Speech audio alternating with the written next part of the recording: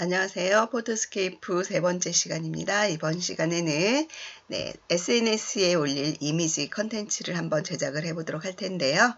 자, 지금 여러분께서 화면에 보고 계시는 이 이미지를 한번 만들어 보도록 하겠습니다. 자, 이 이미지에 사용된 기능들을 먼저 간략하게 소개를 해드리고 만들어 보도록 하겠습니다. 자, 이 이미지는 픽사베이 사이트에서 다운을 받았고요. 다운받은 이미지를 가로와 세로의 크기가 같은 정비율로 사이즈를 조정을 했습니다. 그러면서 비율이 맞지 않기 때문에 사이즈가 맞지 않기 때문에 좌우로 약간의 이미지를 자르는 작업이 들어갔고요. 자, 그런 후에 이 가운데 부분을 조금 돋보이게 하기 위해서 이미지 외곽에 흐림 효과를 적용을 했습니다. 자, 그런 후에 외곽의 테두리, 흰색으로 테두리를 지정을 했고요. 자, 그 다음에 여백을 주었습니다. 위, 아래, 왼쪽, 오른쪽에 여백을 주면서 아래쪽에는 글씨를 입력하기 위해서 조금 더 많은 여백을 지정을 했고요. 자, 거기에 이렇게 글씨를 입력하는 작업까지 해서 이 콘텐츠를 만들어 보도록 하겠습니다. 자, 그러면 지금부터 저와 같이 하나씩 차근차근 따라서 한번 진행을 해 보시면 될 것 같습니다. 자, 제가 사용할 이미지는 바로 이 이미지고요. 지금 보시는 것처럼 이 이미지는 사이즈가 1920에 1588 픽셀의 이미지입니다. 자, 그래서 일단 이 이미지의 크기를 가로 800 픽셀, 세로 800 픽셀짜리 이미지로 만들기 위해서 자르는 작업을 들어갈 건데요. 자르기 작업에 들어가서 자르기 비율 크기 지정에서 자르기 비율 크기 지정을 클릭하신 후에 가로 크기 800, 세로 크기 800으로 지정하시고 확인 단추를 누르시게 되면 자, 이렇게 이미지의 크기가 요만한 크기밖에 되질 않습니다. 자, 지금 왜 그러냐면 이 이미지의 원래 크기가 1920 픽셀에서 여기에서 800 픽셀의 크기만을 얘가 지정을 하고 있다라고 보시면 되고요. 우리는 좀 더 넓은 영역으로 이미지를 사용하기 위해서는 제가 아까 먼저 말씀드린 것처럼 자르는 작업에 앞서서 먼저 이미지의 크기를 변경하는 작업부터 들어가야 된다라는 거 잊지 마십시오. 자, 그래서 다시 들어갑니다. 기본 탭에 들어가셔서 크기 조절 탭에 들어가겠습니다. 자, 크기 조절 탭을 들어가신 후에 가로 픽셀이 1920이고 세로 픽셀이 1588 픽셀입니다. 자, 그러면 제가 아까 가로를 800, 세로로 800 픽셀짜리 이미지를 만들겠다라고 했으니까 여기서 작은 값이 들어가는 세로의 값을 우리가 원하는 값으로서 입력을 해 놓으시고 확인 버튼을 눌러주시면 되겠습니다. 자, 마찬가지로 이미지엔 변화가 없지만 아래쪽에 크기 부분에 보시게 되면 사진의 크기가 967 픽셀에 800 픽셀의 사이즈로 변경된 걸 확인하실 수 있고요. 자, 이 상태에서 세로의 값에 맞춰서 가로의 값도 800 픽셀로 조절을 할 건데 그냥 크기를 800 픽셀로 조절하게 되면 지난 시간에 제가 사진의 왜곡 현상이 발생될 수 있다라고 했습니다. 그래서 남는 167 픽셀 값만큼 왼쪽과 오른쪽을 조금 잘라내는 작업이 들어가도록 할 거죠. 자, 그래서 자르기 위해서는 자르기 탭을 클릭해 주시면 되고요. 자르기 비율 크기 지정이라고 하는 명령 클릭하신 후에 다시 한 번만 클릭해 주시면 되겠습니다. 자, 그리고요. 가로의 크기를 800 그리고 세로의 크기 800으로 입력하신 후에 확인 버튼을 누르시게 되면 아까 크기를 줄이기 이전의 800 픽셀의 영역과 지금 크기를 조절하고 난 후에 800 픽셀의 영역은 이렇게 확연하게 차이가 난다라는 걸 확인하실 수가 있습니다. 자, 그래서 이미지가 큰 경우에는 작은 사이즈로 조절을 해서 편집 작업을 하실 때는요. 먼저 크기를 조절을 하신 후에 자르는 작업이 먼저 들어간다라고 생각해 주시면 되겠습니다. 자, 그러면 지금 여러분이 보고 계시는 이 사진에서 밝게 보여지는 부분이 남을 영역이고요. 살짝 어둡게 보여지는 영역이 잘려질 영역이라고 보시면 되겠습니다. 그래서 이 밝은 영역에 마우스를 가져다 놓으시고 좌우로 화면에 표현하고자 하는 영역으로 이렇게 이동을 해 놓으신 후에 아래쪽에서 자르기 명령 클릭해 주시면 800 곱하기 800 픽셀짜리의 이미지로 완성된 것을 확인하실 수가 있습니다.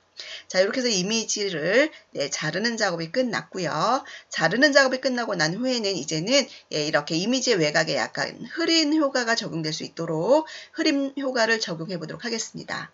자, 흐림 효과를 적용하실 때에는 자, 기본 탭에 보시면은 필터라고 하는 명령에 흐리게라는 명령이 있는데요. 자, 이 흐리게라는 명령을 클릭하시게 되면 기본 탭에 있는 필터에 있는 이 효과들은요, 사진에 모두 동일하게 적용되는 명령이라고 보시면 되겠습니다. 지금 모든 사진에 흐리게 효과가 적용됐는데요. 자, 취소 버튼을 누르고요. 자, 저는 말씀드린 것처럼 사진의 외곽 쪽으로만 이렇게 흐리게 효과를 줄 거라서 사진의 일부분에 대한 효과를 적용하실 때는 기억해 주세요. 도구 탭으로 들어가시면 되겠습니다.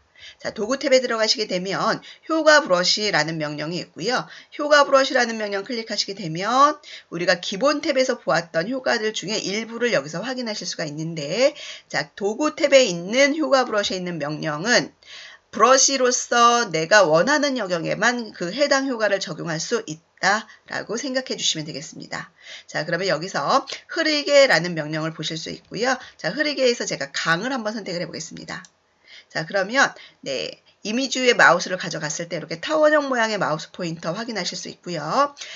흐리게 효과를 적용할 영역이 넓다면 브러쉬는 좀 더 크게, 그리고 좁다면 브러쉬의 크기는 조금 작게 선택해 주시는 게 좋은데요. 브러쉬의 크기를 크게 또는 작게 만드는 명령은요, 요 아래쪽에 보시면 타원형 모양으로 되어 있는 버튼들이 전부 브러쉬의 크기를 선택하는 단추라고 보시면 되겠습니다. 그래서 가장 왼쪽부터 오른쪽으로 갈수록 점점 브러쉬의 크기는 커진다라고 보시면 되고요. 저는 브러쉬의 크기를 가장 큰 브러쉬로 선택하고요. 흐리게 효과를 적용할 부분에다가 마우스를 가져다 놓고 살짝씩 이렇게 드래그를 해보도록 하겠습니다. 자, 보이시나요? 드래그한 부분들이 전부 이렇게 흐리게 적용되고 있는 것을 확인할 수가 있습니다. 자, 이렇게 해서 원하시는 부분들을 흐림 효과를 적용해 주시면 얘가 흐려지면서 가운데 부분은 좀 더 선명하게 보여서 강조의 효과를 좀 가지고 있을 수도 있겠네요. 자, 이렇게 해서 흐림 효과를 적용했고요. 자, 흐리게 효과가 적용되었다면 이제는 사진의 외곽에 테두리 선을 한번 지정해 보도록 하겠습니다. 테두리 선은 지난 시간에도 저희가 한번 적용해 보았기 때문에 복습한다 생각하시고 지정을 한번 해 보시면 될 것 같은데요. 테두리 선은 기본 탭에 있었습니다. 기본 탭에 들어가셔서 테두리 선이라는 명령 클릭하시면 되고요. 자, 색상 흰색으로 선택하겠습니다. 그리고요, 선의 두께는 일단 4포인트 두께만 한번 가보겠습니다. 자, 그리고요, 안쪽 여백은 주지 않을 거고요. 선의 종류는 그대로 실선으로 할 겁니다. 자, 그리고 보세요. 사진의 외곽에 살짝 흰색으로 표시가 되는 걸 확인하실 수 있으실 거고요. 자, 언제든지 이 두께는 지금에서 다시 수정하실 수 있다라는 거 말씀드렸으니까 테두리 지정해 주시면 되겠습니다.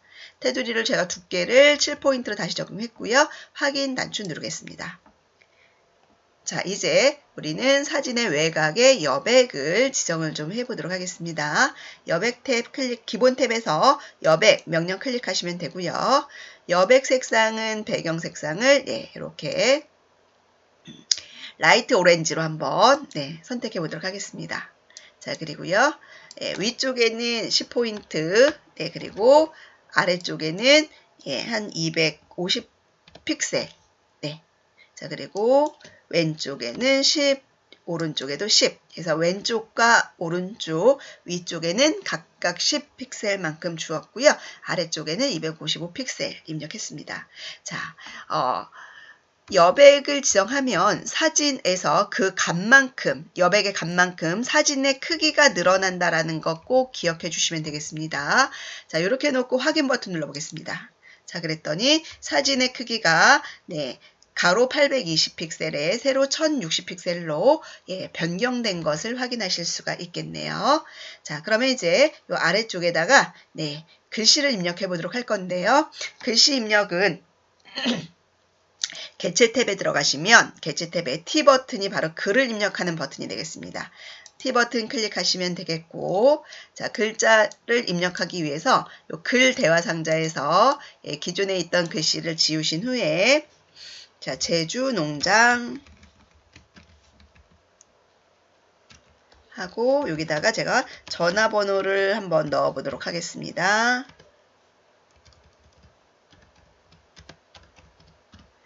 자, 그리고 글자에 대한 글꼴 선택하실 수 있다라고 했고, 자, 폰트는 반드시 무료 폰트를 쓰셔야 된다라는 거 잊지 마십시오. 저는 다운받아 놓은 배달의 민족의 도연체를 한번 사용을 해보도록 하겠습니다. 자, 글꼴, 무료 글꼴 다운받는 방법에 대해서는 제가 다음에 영상으로 찍어서 올려놓도록 하겠습니다.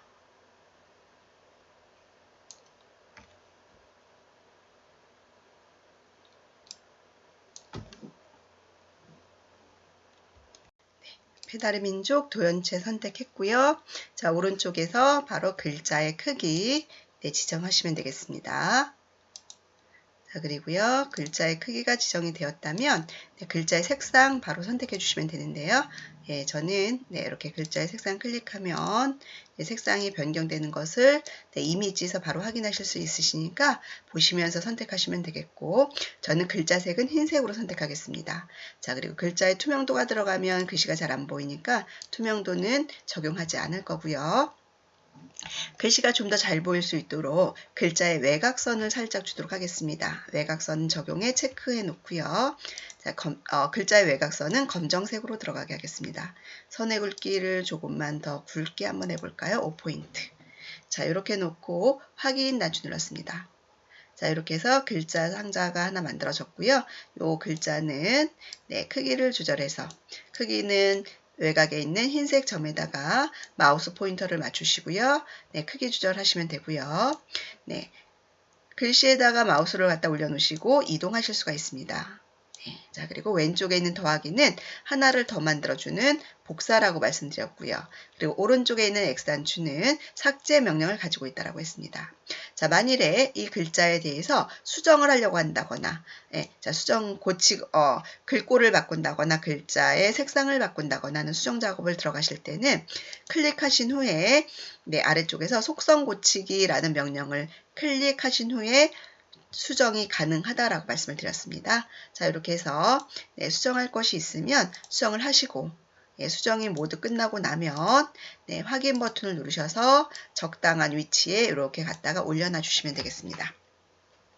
자, 그리고 이제 이 아래쪽에다가는 이곳의 상품에 대한 정보를 입력하도록 하겠습니다. 다시 한번 T단추를 눌러주시면 되겠고요. 여기다가 제가 달콤한 제주 감귤이라고 입력했고요. 아래쪽에다가는 5kg에 2만원이라는 상품 정보를 입력해 보도록 하겠습니다. 자, 여기는 글꼴을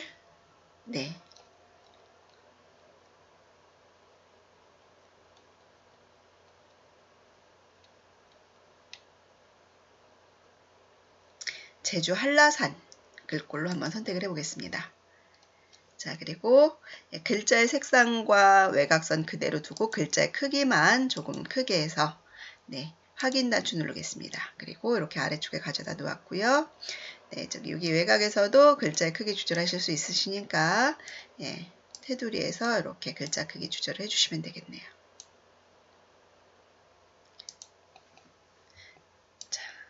제주 한라산 글꼴이 조금 지저분한 느낌도 드는데 제주 감귤이니까 제주 한라산 글꼴로 한번 사용을 해 보았습니다.